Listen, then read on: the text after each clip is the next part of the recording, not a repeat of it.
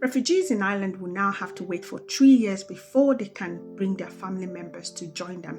Okay, last year in November, the government of Ireland indicated that they will be tightening asylum rules in Ireland in regards to family reunification.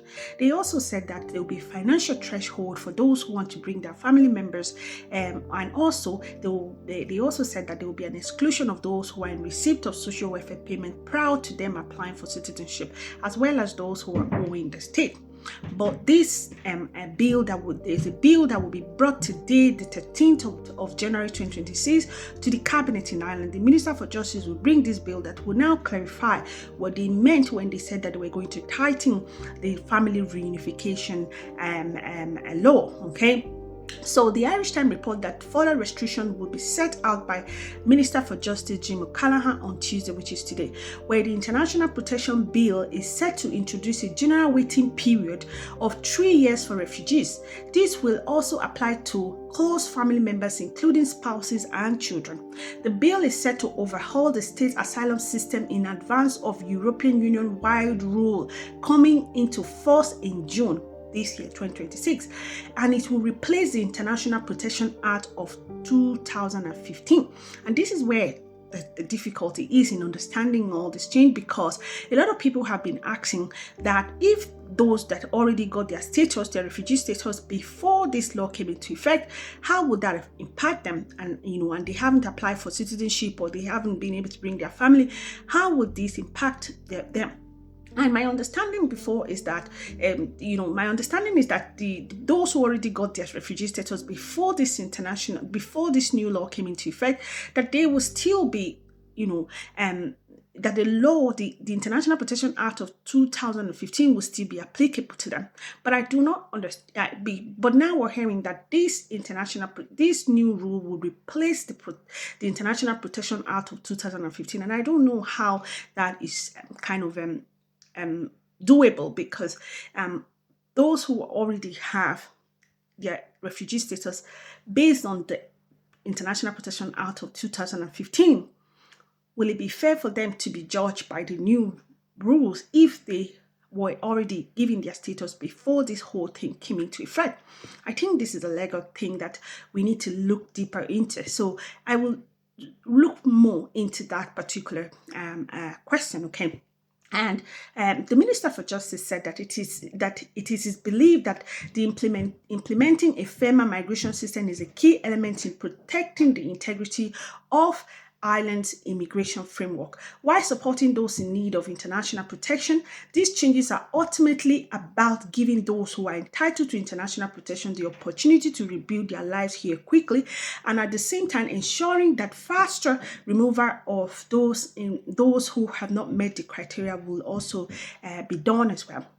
The number of people seeking asylum dropped with 13,162 people applying last year. Okay, so they're saying that the number of people applying in Ireland are dropping, and as well as those who are availing of the voluntary deportation are also increasing as well. They said that many people are availing of that voluntary deportation. So where there's also support, financial support for those who want to leave, those who get deportation order and want to leave voluntarily, there's a financial support for them as well. And it seems that is working, because it seems a lot of people are availing of that.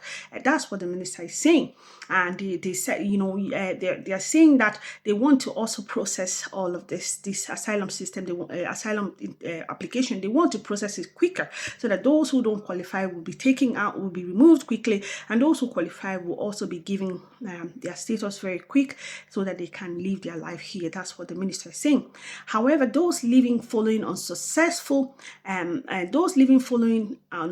asylum application increased significantly in 2025. That was last year. They said with 2,111 living in 2025 as compared with 1,116 in previous year. So that's double the amount now that the people are availing of this voluntary return, are getting this financial support, and are also leaving Ireland voluntarily as well.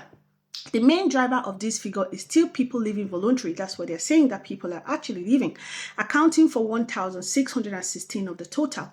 Under voluntary return, the state can meet travel costs and offer financial support to those leaving as well. So if those people who have deportation order, who really see the need to get this financial support and leave, there is that support there for you as well.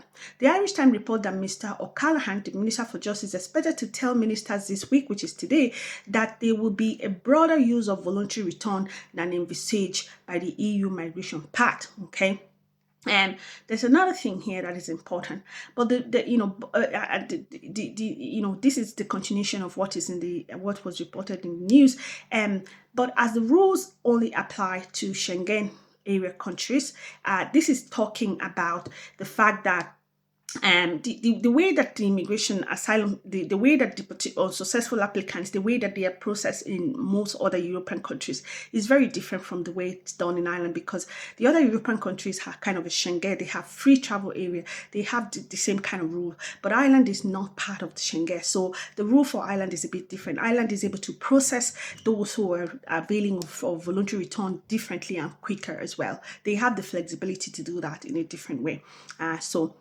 The Department of Justice figures show that enforced deportation or those carried out by chartered flight grew to 367 last year, a 137% increase in 2024. Under the new system, the International Protection Appeal Tribunal will also be replaced by a new body called the Tribunal for Asylum and Return Appeals.